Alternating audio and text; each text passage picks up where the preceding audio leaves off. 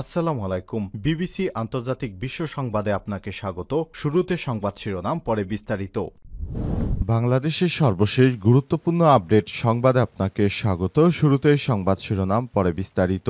প্রথমেই জানাবো আমাদের হাতে থাকা সর্বশেষ গুরুত্বপূর্ণ সবথেকে তাজা আপডেট সংবাদ। অবৈধ অস্ত্রের অনুপ্রবেশ ঠেকাতে বিজিবিকে তথ্য দেওয়ার অনুরোধ। শেখ হাসিনা এবং এস আলম গ্রুপের সাইফুল ইসলাম ভারতে বৈঠক করেছেন বলে অভিযোগ করেছে বিএনপি নেতা লুৎফুজ্জামান বাবর। তারা বাংলাদেশে অবৈধ অস্ত্র পাঠাবে এমনটা জানিয়েছেন তিনি।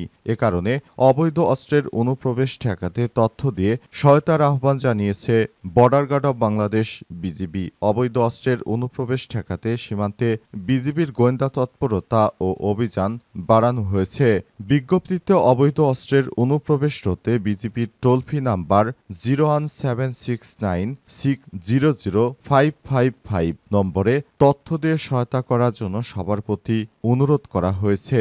নাম্বারটি আবার বলছি, 01769600555 নাম্বারে ফোন করে আপনারা বিজিবিকে তথ্য দিতে পারেন। এরপর জানাবো ভবনের কার্নিশে ঝুলে থাকা শিক্ষার্থীকে গুলি, মামলার অভিযোগ গঠনের আদেশ আজ। বৈষম্যবিরোধী ছাত্র আন্দোলন চলাকালে 19 জুলাই রাজধানীর রামপুরায় ভবনের কার্নিশে ঝুলে থাকা আমির হোসেনকে গুলি করার ঘটনায় মানবতা বিরোধীর অপরাধের মামলায় অভিযোগ গঠনের আদেশ দিয়েছে আদালত আজ। সেই আদেশ আমলে নিয়ে আন্তর্জাতিক অপরাধ ট্রাইব্যুনাল মামলাটির বিষয়ে নতুন করে তারা আবার সাক্ষ্য গ্রহণ শুরু করবে। এদিকে জাতীয় ঐক্যমত্য কমিশনের মেয়াদ বৃদ্ধি করে প্রজ্ঞাপন। জাতীয় ঐক্যমত্য কমিশনের মেয়াদ বাড়িয়েছে অন্তর্বর্তীকালীন সরকার। কমিশনের মেয়াদ আগামী 15 অক্টোবর পর্যন্ত বাড়িয়ে সোমবার 15 সেপ্টেম্বর প্রজ্ঞাপন জারি করে মন্ত্রিপরিষদ। এদিকে এনসিপি সেই নেত্রীকে দলের সব দায়িত্ব থেকে অব্যাহতি। কারণ দর্শানো নোটিশ দেওয়ার পরদিন দলীয় শৃঙ্খলা ভঙ্গের অভিযোগে উত্তরাঞ্চলের সংগঠক শিরিন আক্তার শেলীকে দল থেকে অব্যাহতি দিয়েছে জাতীয় নাগরিক পার্টি এনসিপি। এনসিপির যুগ্ম সদস্য সচিব দপ্তর সালেউদ্দিন সিফাত স্বাক্ষরিত এক বিজ্ঞপ্তিতে এই তথ্য জানানো হয়।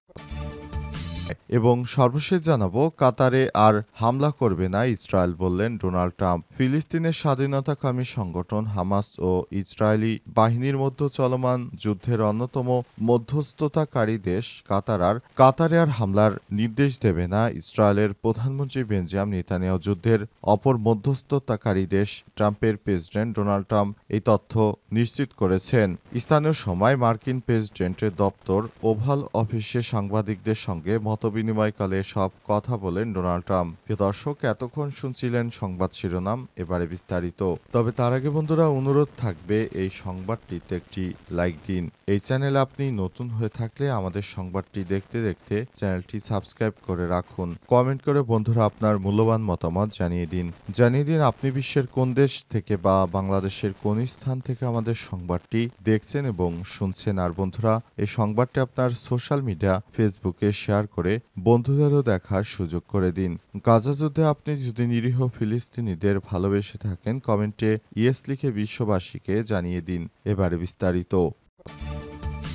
অবৈধ অস্ত্রের অনুপ্রবেশ ঠেকাতে বিজিবিকে তথ্য দেওয়ার অনুরোধ। অবৈধ অস্ত্রের অনুপ্রবেশ ঠেকাতে তথ্য দিয়ে সহায়তার আহ্বান জানিয়েছে border guard of Bangladesh BGB.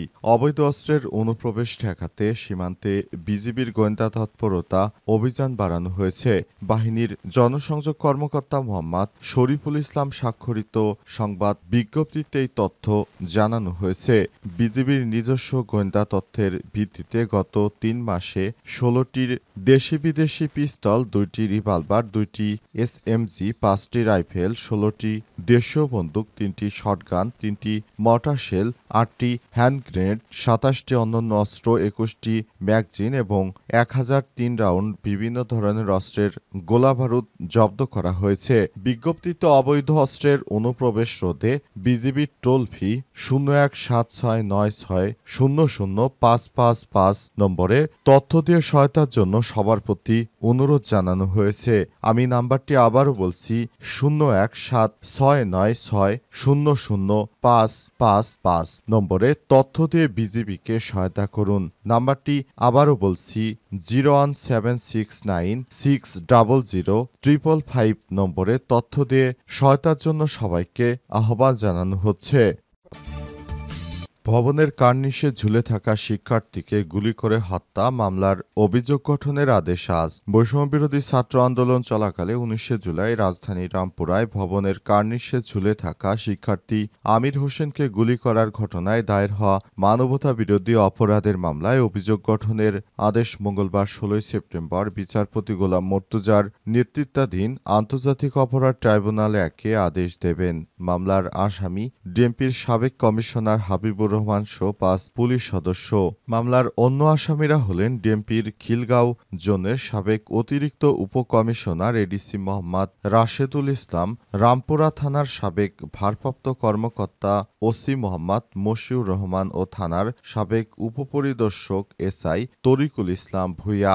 এদিকে এক ট্রাইব্যুনালে আজ আরও সাক্ষ্য দিবেন আমার দেশ পত্রিকার সম্পাদক মাহমুদুর রহমান। এর আগে সোমবারও শেখ হাসিনার ফ্যাসিস্ট হয়ে ওঠা বিচার বিভাগ ব্যবহার করে কিভাবে ক্ষমতায় টিকেছিলেন তার বর্ণনা দেন মাহমুদুর রহমান। আজ অবশিষ্ট সাক্ষ্য শেষ হলে তাকে জেরা করবেন শেখ হাসিনার স্টেট ডিফেন্স। এরপর এনসিপির আহ্বায়ক নাহিদ ইসলামকে আনা হবে সাক্ষ্য দেওয়ার জন্য। তিনিও শেখ হাসিনার বিরুদ্ধে সাক্ষ্য দিবেন। শেখ হাসিনা কিভাবে তাদের উপর অত্যাচার করেছিল সেসব বিষয় নিয়ে তারা সাক্ষ্য দিবেন। নাহিদ ইসলামকে 5ই আগস্টের আগে কিভাবে তার উপর অমানসিক নির্যাতন করেছিল শেখ হাসিনার সশস্ত্র বাহিনী সেসব বিষয়ে তিনি কথা বলবেন। মূলত আমার দেশ পত্রিকার সম্পাদক মাহমুদুর রহমানের উপর অবর্ণনীয় অত্যাচার করা হয়েছিল। তিনি সেই অত্যাচার থেকে বেঁচে গেলেও তাকে অনেক মাশুল দিতে হয়েছে। তিনি শেখ হাসিনার বিরুদ্ধে সাক্ষ্য দিয়ে বলেছেন, এমন কোনো অপরাধ নেই যা শেখ হাসিনা করেনি। শেখ হাসিনা ক্ষমতায় থাকাকালীন তিনি আইনশৃঙ্খলা বাহিনীকে ব্যবহার করে এই ধরনের অন্যায় অত্যাচার করেছেন, যেটা বাংলাদেশের মানুষ কখনো ক্ষমা করবে না। জাতীয় ঐক্যমত্য কমিশনের মেয়াদ বৃদ্ধি করে প্রজ্ঞাপন। জাতীয় ঐক্যমত্য কমিশনের মেয়াদ বাড়িয়েছে। অন্তর্বর্তীকালীন সরকার কমিশনের মেয়াদ আগামী 15ই অক্টোবর পর্যন্ত বাড়িয়ে সোমবার 15ই সেপ্টেম্বর প্রজ্ঞাপন জারি করেছে মন্ত্রিপরিষদ বিভাগ। 6 সংস্কার কমিশনের সুপারিশ বিবেচনা জাতীয় ঐক্যমত্য গঠনের জন্য রাজনৈতিক দল ও শক্তির সঙ্গে আলোচনার দায়িত্ব নিয়ে গত 12ই ফেব্রুয়ারি জাতীয় ঐক্যমত্য কমিশন গঠন করে সরকার। এতে প্রধান উপদেষ্টা ড. মোহাম্মদ ইউনূসকে সভাপতি এবং সংবিধান সংস্কার কমিশনের প্রধান অধ্যাপক আলী রিয়াজকে সহসভাপতি করা হয়। কমিশনের সদস্য হিসেবে রয়েছেন জনপ্রশাসন সংস্কার কমিশনের আইয়ুব মিয়া, পুলিশ সংস্কার কমিশনের প্রধান সরফরাজ হোসেন, নির্বাচনী ব্যবস্থা সংস্কার কমিশনের প্রধান বদিউল আলম মজুমদার, বিচার বিভাগ সংস্কার কমিশনের বিচারপতি এমদাদুল হক, দুর্নীতি দমন কমিশনের সংস্কার কমিশন ইফতেখারুজ্জামান। 15ই ফেব্রুয়ারি থেকে কাজ শুরু করা এই কমিশনের মেয়াদ সঠিক করা হয় 6 মাস 15 আগস্ট পর্যন্ত। পরে 12 আগস্ট কমিশনের মেয়াদ আরেক মাস বাড়িয়ে 15ই সেপ্টেম্বর করা হয়। আজ আবার সেই মেয়াদ আরও 1 মাস বাড়ানো হয়েছে। অন্তর্বর্তীকালীন সরকার কমিশনের পক্ষ থেকে এখনও সেভাবে কোনো কিছু দেখতে পাচ্ছে না বিধায় তিনি সংস্কার কমিশনের মেয়াদ আরও বাড়িয়েছেন এবং নতুন করে সংস্কার কোন দিকে নেওয়া যায় সে বিষয়টি তিনি ভাবছেন। এনসিপি সেই নেত্রীকে দলের সব দায়িত্ব থেকে অব্যাহতি। কারণ দর্শানোর নোটিশ দেওয়ার পরদিন দলীয় শৃঙ্খলা ভঙ্গের অভিযোগে উত্তরাঞ্চলের সংগঠক শিরিন আক্তার শেলীকে দল থেকে সাময়িক অব্যাহতি দিয়েছে জাতীয় নাগরিক পার্টি এনসিপি। সোমবার 15 সেপ্টেম্বর এনসিপির যুগ্ম সদস্য সচিব দপ্তর সালেউদ্দিন সিফাত স্বাক্ষরিত এক বিজ্ঞপ্তিতে এই তথ্য জানানো হয়। এতে আগে রোববার শিরিন আক্তারকে কারণ দর্শানোর নোটিশ দেওয়া হয়েছিল। অব্যাহতিপ্রাপ্ত উল্লেখ করা হয়েছে গত 14 সেপ্টেম্বর ওই নেতাকে কারণ দর্শানোর নোটিশ প্রদান করা হয়েছিল। তবে নোটিশ প্রদানের পরও তার বিরুদ্ধে গুরুতর দলীয় শৃঙ্খলা ভঙ্গের আরেকটি অভিযোগ ওঠে এবং তা প্রমাণিতভাবে সত্য বলে প্রতীয়মান হয়েছে। অবস্থায় আহ্বায়ক মোহাম্মদ নাহিদ ইসলাম ও সদস্য সচিব আক্তার হোসেনের নির্দেশক্রমে তাদের দলের প্রাথমিক সদস্য পদ সহ সব দলীয় পদ থেকে সাময়িক অব্যাহতি দেওয়া হয়। সেই সঙ্গে কেন তাকে স্থায়ী বহিষ্কার করা হবে না তার যথাযথ বিস্তারিত ব্যাখ্যা আগামী ৩ কার্যদিবসের মধ্যে শৃঙ্খলা কমিটির মাধ্যমে অ্যাডভোকেট আব্দুল আল আমিন বরাবর দাখিল করতে নির্দেশ দেওয়া হয়েছে। প্রসঙ্গত, সামাজিক যোগাযোগ মাধ্যমে অসাংগঠনিক ও কুরুচিপূর্ণ মন্তব্য করার অভিযোগে শিরিন আক্তারকে কারণ দর্শানো নোটিশ দেয় এনসিপি। গত মার্চে জাতীয় নাগরিক পার্টি গঠনের পর দলটির উত্তরাঞ্চলের সংগঠনের পদ পান নরসিংদী নারী ও শিশু নির্যাতন দমন ট্রাইব্যুনালের PP advocate Shirin Akhter Shelley.